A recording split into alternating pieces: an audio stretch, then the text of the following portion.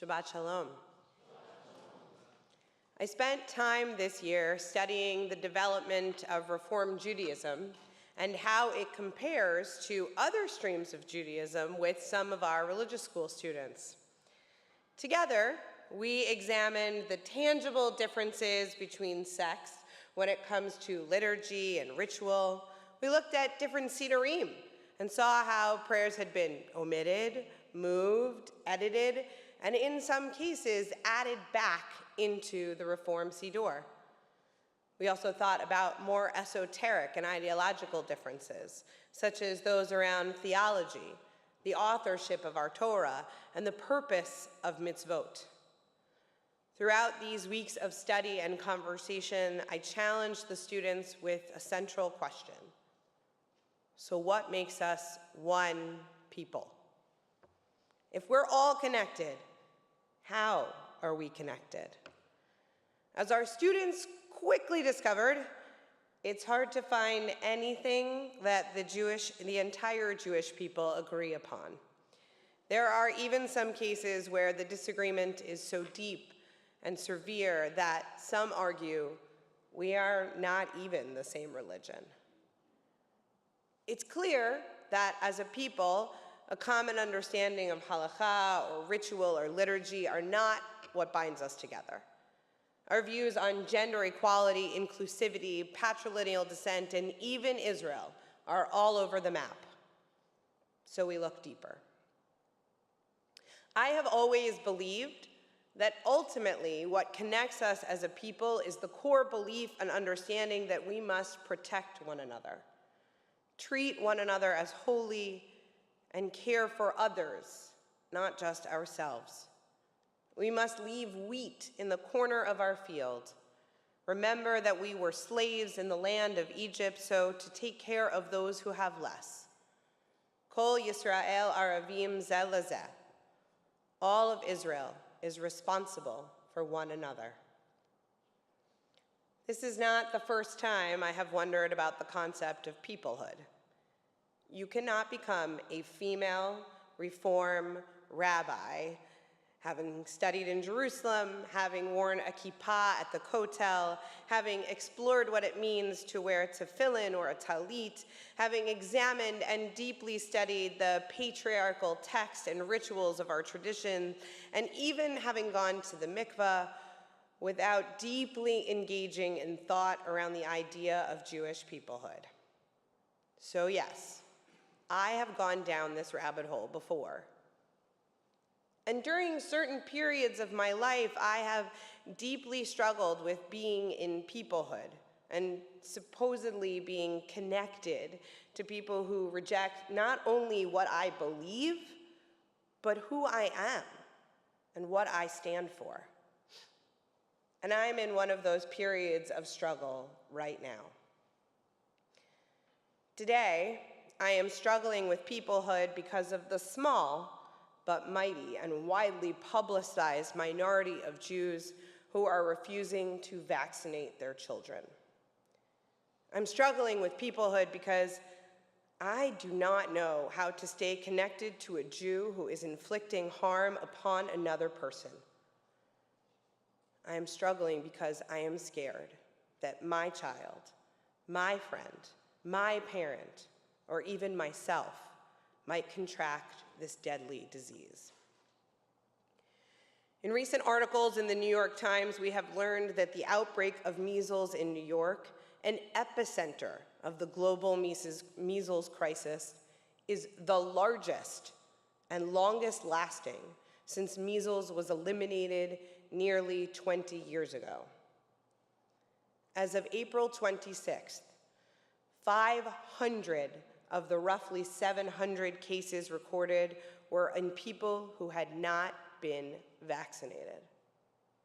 New York City has reported 423 cases of measles since October.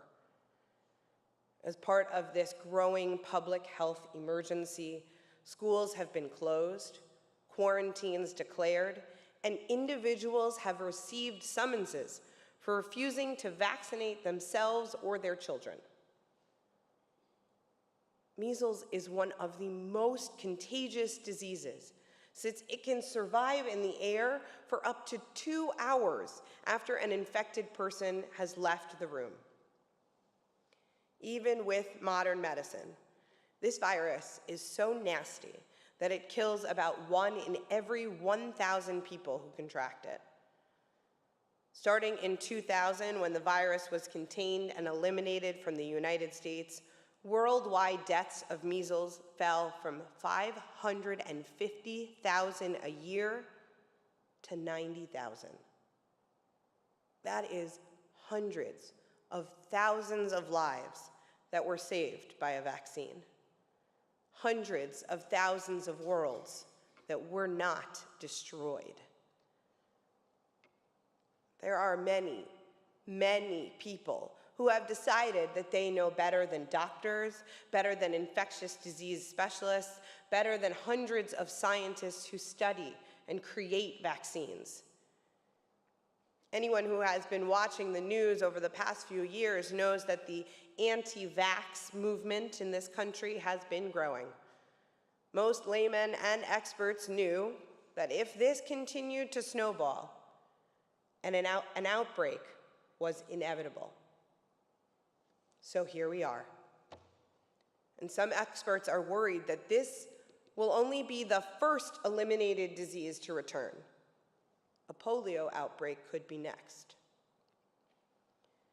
Children attending public or private schooling are required to be immunized.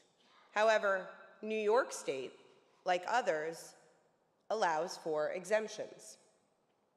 Medical exemptions make sense. There are some elements of a vaccine that someone might be seriously allergic to, and thus unable to take advantage of the immunities and health safeguards that a vaccine provides. But I take exception to the idea of religious exemptions, particularly of Jews who say that Judaism and our codes of laws and ethics give them a route to this exemption. If you have studied any Torah or Halakha, read any passage of Jewish text, whether it was the Passover Haggadah or Rashi, how can you say that Judaism's values, laws, and traditions pave a path to religious exemption from vaccination?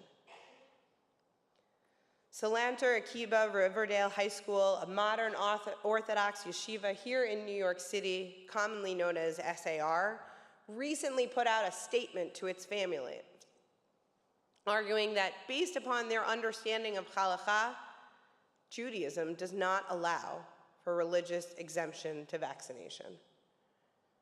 A large number of Jewish organizations and clergy groups are urging people to vaccinate their children. And even within the ultra-Orthodox community, the rabbis are counseling that we cannot read Jewish text and see a route to religious exemption for vaccination.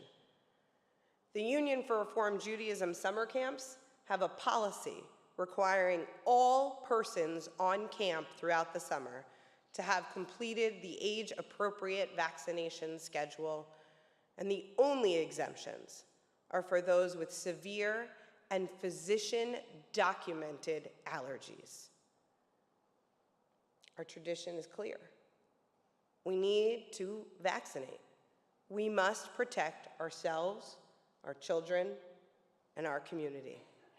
And the proof texts run rampant.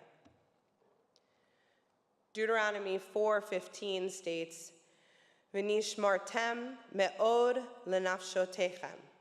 Be careful with your lives.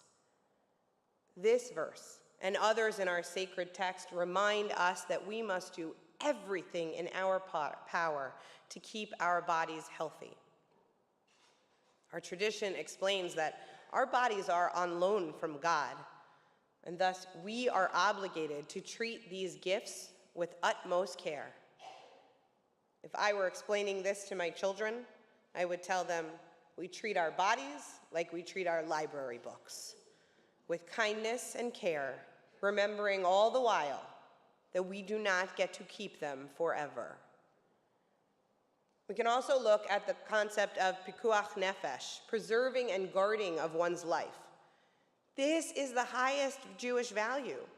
superseding almost all laws. We can break almost all of the 10 Commandments in order to save a life and uphold the value of pikuach nefesh. The Talmud teaches us that saving one life is like saving an entire world.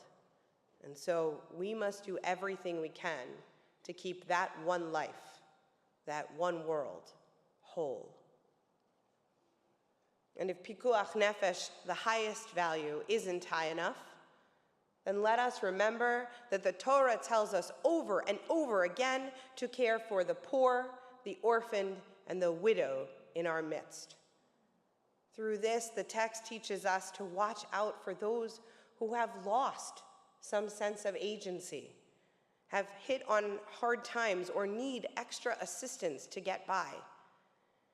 As Jews, it is our obligation to take care of and aid those who are older, less abled, sicker, or just more exposed. I'm tired of hearing parents say that they are protecting their child from the chemicals in vaccine, yet are potentially causing harm to other people's children. I am tired of hearing people proclaim that vaccines cause autism when they have no medical training or knowledge, and that misinformation has been dispelled many times.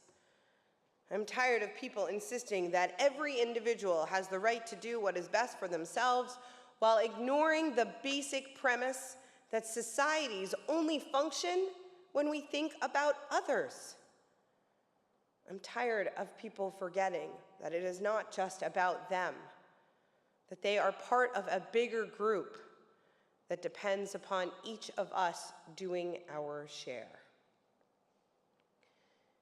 Being in community means recognizing that not everyone in the community has the same access to health and safety.